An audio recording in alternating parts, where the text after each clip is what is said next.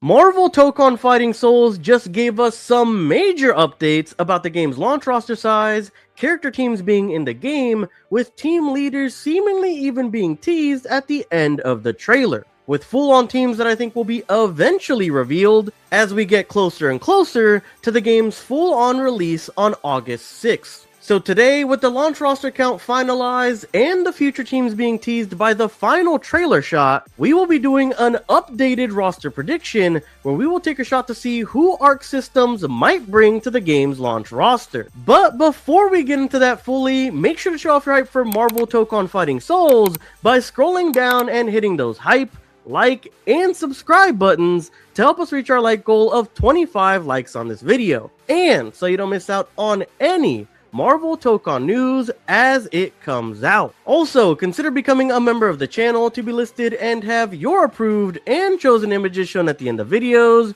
just like this one. So without further ado, first, let's break down some rules we are using for this particular roster prediction, and then let's get into seeing what characters I think they will use for the game's roster. To start us off for the rules, let's start off with point 1, being that they've already stated when they announced the game that they want a mix of characters that are the face of the franchise, with others being more niche characters. And along with that, they're wanting varying playstyles across the board. So we will be taking this into account when constructing the roster. Just with the most recent X-Men team already revealed, it looks like they might want to do 2 to 3 main face characters and then 1 to 2 more niche characters on a particular team. Moving on to point 2, they also want to minimize duplicate characters where they can from other Marvel fighting game IPs. This doesn't mean that they won't use any of the other Marvel fighting game IP characters, and does require nuance because this rule doesn't straight up mean if the character has been in another Marvel fighter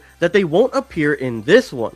So I'll be trying my best in this regard. Now moving on to point 3, as of the most recent trailer through their state of play, they confirmed that the roster size at launch will be 20 characters. And at the very end of the trailer, they showed us what I believe to be the 5 team leaders in this game. Meaning I think we will have 5 different teams in this game with 4 members each. And with it being a 4v4 tag fighter, that makes a lot of sense to me. Going on to point 4, there probably won't be characters that are too similar to one another and could be considered echo fighters, even if their movesets could look different if they look or have too many similar abilities. In my opinion, those types of characters will not make the roster. For example, someone like the Hulk and Red Hulk probably both won't make it into the roster if either of them were to make it in. But even 2 characters like Peter Parker's Spider-Man and Miles Morales' Spider-Man might not make it in either, even though they definitely have potential for separate abilities and movesets, at least for this particular prediction video.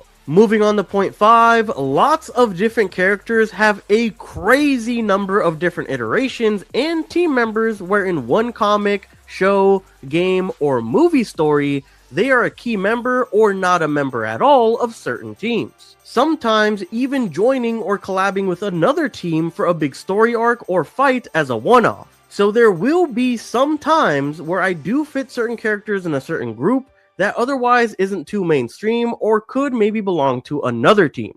And finally, point 6, these are not just my wants for the roster, rather more what direction I could see Marvel and Arc System Works going for this particular launch roster for the game. And with only 20 slots, there is almost no combination of 20 characters in the expansive Marvel roster of characters that would make everybody happy. Some key or fan favorite hero or villains are bound to not make it in. Now with the rules out of the way, that brings us to the characters in question. First, we will fill out all confirmed characters, then we have one full team already confirmed being the X-Men, or as they're called in this game, the Unbreakable X-Men, which of course has Storm as the team leader, along with the recently revealed Wolverine, Magic, and Danger, where here you can see they have at least 1 to 2 more face of the franchise characters and 1 to 2 more niche characters, with Magic being a little bit of an outlier in my opinion, since she blew up in popularity recently after something like Marvel Rivals, which was released during this game's development. And then we have someone like Danger, who is definitely a complete out of left field pick. So much so that a lot of people, including myself, were at a loss for who exactly she was, until I was reminded of her being essentially the Danger Room for the X-Men, but incarnated into a physical machine form this time around. Now we get to the fun part, the predictions. First, let's start off with what teams we think we will see. In the State of Play trailer, we got a shot towards the end which showed 5 different members, all from the original 8 characters shown during the game's reveal, who look like they are going to be different team leaders for the teams across the game. With 5 teams and a confirmed count of 20 characters on the game's launch roster, we should have 4 members per team, which again makes sense for a 4v4 tag team fighter. Currently, the only one revealed is the Unbreakable X-Men, with Storm being colored in as she was revealed, with uncolored images of the other leaders being Captain America, Spider-Man, Doctor Doom, and Ghost Rider. Let's start off with what I think is the easiest one and the most simple to deduce, which I think will be the Avengers, which should be represented by Captain America. So far, I think the characters that will represent the Avengers in this game will be Captain America, of course Iron Man, then I think we will see Thor, and a deeper cut character being Darkhawk. The reason I can see Thor making the Avengers cut is mostly because of the initial first stage that we saw in this game having the statue of the trio in the background. This statue in question had Iron Man, Captain America, and Thor in a version of their early age costumes of these particular heroes. And with costumes being confirmed, with 2 of them already showing off early age costumes for both Iron Man and Captain America, it just makes sense in my opinion that Thor make it in as well, with all 3 of them being really good face character choices for the Avengers in general. Also, as a little bit of a side note, these 3 character designs that we see on the statue, I think were the initial character designs that they pitched to Marvel before Marvel told them to go ahead and just make it in their own art style, which we see here now in Marvel Tokon today. After that, my deeper cut character for the team is Darkhawk. Technically a West Coast Avenger, but an Avenger all the same in an early 90s run of the comics. Darkhawk has the potential to have unique gameplay mechanics with his Shi'ar body armor, which matches the Shi'ar trend we are already seeing from the cinematic revealed early on in the State of Play trailer. Which, if you're interested to see what my theory is on the plot for the game, why Shi'ar will be important, and what I think is going on overall, I'll be making a breakdown of the trailer and my thoughts on what the story will be after this video, so make sure to subscribe to catch that when it goes live. But again, getting back to Darkhawk, along with having Shi'ar ties, if you're unfamiliar with his moves, he uses energy claws and has projectile-like chest beams. Plus, as a cherry on top, tell me that his suit wouldn't look awesome in the art style used in Marvel Tokon. That wraps up our second team. Now let's get into the third one, with Spider-Man taking the lead. I believe this team will be a version of a grounded or street level team, where I think it'll be Spider-Man, Ms. Marvel, and the unrevealed ones will be something along the lines of Daredevil and Moon Knight. We know Daredevil has been longed for a long time, and even shows up in the background of one of the original stages for the game. So I do think that knocks the possibility of him down a little bit, but I do still think they will end up throwing Daredevil into the roster. And with his recent popularity through the Netflix series, which got acquired by Disney and expanded upon, he makes a great pick in my opinion for a face of street heroes across the Marvel universe. And then when it comes down to my final pick being Moon Knight,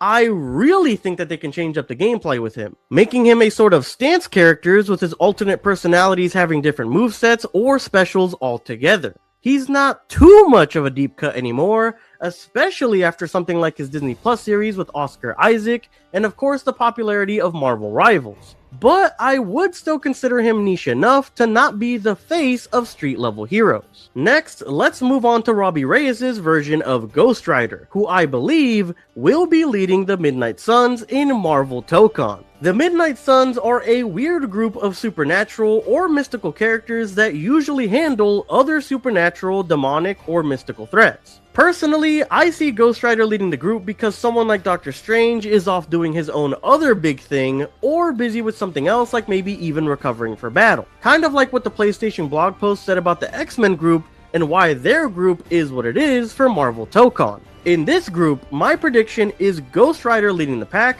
with unrevealed characters that, in my opinion, are hype enough and cool enough to be revealed at something like EVO later this year, which I think will be Blade, Man-Thing, and Nico Minoru. Blade is to me a no-brainer, a fan favorite, and could have heavy variance in gameplay. Sure, when you think of him, you think about his sword, but he also has his infamous shotgun and close-range vampire-centered moves that he can bring to the table. When it comes to Man-Thing, originally I thought it would only be humanoid characters in the game's roster if there was a high roster count. But maybe with only 20 characters on launch, they can sneak in Man-Thing as a character slot and show him some love in a fighting game. When it comes to our fourth, Nico, she is more of a mystical character who can shoot out spells, has force field, and can teleport, a newer member of the Midnight Suns overall when compared to most others, making her a good candidate for a more niche spot on the team in my opinion. Finally, we then get to the final roster team, which is a bit of a doozy. If you notice from the original revealed characters, we are still missing Star-Lord, with Dr. Doom being the team leader. So I really didn't know where to fit him, since my other guesses don't really have an obvious spot for him to fit into. That was until I just used this final team as a sort of cosmic characters team with Dr. Doom as the lead. We will treat this team as a cosmic heroes and villains that will be in the game. Primarily, of course, is Dr. Doom, who you may be thinking Dr. Doom isn't really too much of a cosmic threat. But when it comes to his machinations and how strong Doom can truly get when he's trying to reach his goals, I do really think he belongs on such a team, and as a leader to boot, as he has almost unparalleled intellect, always manages to get his hands on or steal cosmic energy and power, and is often manipulating not only things like reality, but also people across the Marvel Universe as well. On his team, I think this is where Star-Lord would fit. As I mentioned before, without Star-Lord himself being a leader for the obvious team of the Guardians of the Galaxy, it's hard to fit him anywhere in particular. But with the cosmic entities and characters, I think Star-Lord fits right in, being associated with and harnessing cosmic power, where he goes against cosmic level threats a lot of the time as well. Next up on the list, I have Nova, a literal intergalactic peacekeeper with cosmic level power. I think not only does Nova fit right in with being a cosmic level powerhouse on their team, but Nova also has ties and comic lines to the Shi'ar as well. Also, as a final note, I didn't know whether to take this as a teaser or not, but I did think it's worth mentioning. On the final screen with assumingly all of the team leaders, we do have an emblem on the bottom right that reminds me of Nova as well, as on the bottom left, we have webbing that I would take as being there because of Spider-Man's inclusion. So like I said, I do think it is something to note. And then finally, the last member I believe to be on the roster as a cosmic member is none other than the person I think is the big bad, and the guy on the thumbnail himself, Champion. The Champion, I believe, is the person we see in the cinematic shown off during the State of Play trailer. One of the maps even has graffiti referencing him saying "Fear the Champion," while we also see his signature belt buckle look as a major fixture in one of the maps shown off already as well. Not only that, but we are messing with a major villain that is seemingly able to take down Shire and its residents, who are already on another level when it comes to power and power scaling. And not only that, but it seems like even someone like Gladiator, who I believe is the person he is seen lifting up here, who is arguably one of the strongest people there, where he can literally crush planets and rip black holes with his bare hands. So if he's able to take down a person who can do all of that, yeah, it has to be someone insanely strong, someone like the Champion. Again, if you want to see why the Champion is probably the main antagonist of the game, and how Shi'ar and all of that is probably mixed into everything from Marvel Tokon, make sure to keep your eyes out for that video, as I'll have that coming out in the near future. But with that, it wraps up the launch roster of 20 characters that I predict Arc System Works and Marvel will use for Marvel Tokon Fighting Souls. Sitting back and absorbing the roster we constructed, I feel like we have a good and diverse cast of characters with pretty good reasoning on everyone overall. The one I'm most iffy about though is definitely the final team being the Cosmic Team, as it's more of a mishmash of heroes and villains, with the main villain really being a part of the team as well. as I did consider him to be playable and not like one of those fighting games that doesn't have their main villain playable at all. Although that is definitely a direction that Tokon could go in, where maybe he's put in later on as a part of their Year 1 DLC. And also, as a note on their Year 1 DLC, I do think that characters that show up exclusively in the story mode might make up that Year 1 DLC list of characters. For me personally, I think it would make a little bit more sense if the final team that I made my Cosmic team was a full-on team of villains instead. Which, of course, makes a lot of sense that Dr. Doom would be leading them, as he was probably machinating everything behind the scenes or manipulating someone like the Champion in order to reach whatever his end goal is. So far, that is the team out of all of them that I have the least confidence in. But, realistically again, I have no clue where someone like Star-Lord would fit into otherwise, since it doesn't look like he will be having a leading role if the final screen from the State of Play does in fact insinuate who all the leaders of teams will be in the game. Overall, if you ask me if I would like this roster personally, I think it's actually good for the most part, but I would definitely make some tweaks if I was managing the launch roster for this game myself. Currently, we are unsure if playing as one of these full preset teams would give you bonuses in gameplay in any way. But from the Unbreakable X-Men finale that we saw, it does look like you may have special team finishers, but more on that on my breakdown video later on. But if I were to construct my team out of this roster prediction, when playing the beta, I really liked Iron Man and Dr. Doom. So I would probably have them and add someone like Wolverine and Blade. Wolverine seems like a good low health tag-in, as from what we've heard about him so far, getting that armor on some of his hits could be a huge help. And Blade, just because he's one of those characters I actually personally hope really makes the roster myself. Now, we haven't been 100% on predictions so far or anything, but with getting character costumes right all the way back from the early gameplay we saw of the game at about announcement for the game, and calling teams being a thing before the State of Play trailer, I'm feeling pretty good about some of these picks and my future theory of where the story will go overall. But guys, that's all I have for you all today. Let me know who you want to see make it into the game's launch roster, what team you want to see most make it into the game, and out of these predicted characters, what your team would look like in the comment section down below. For everyone who's made it this far, thank you so much for making it to the end of the video. As always, your support to your viewership, liking, and subscribing is always greatly appreciated and helps me out tremendously against the universal threat that is the YouTube algorithm. Thank you guys so much for watching, and I hope to catch you guys next time. Peace!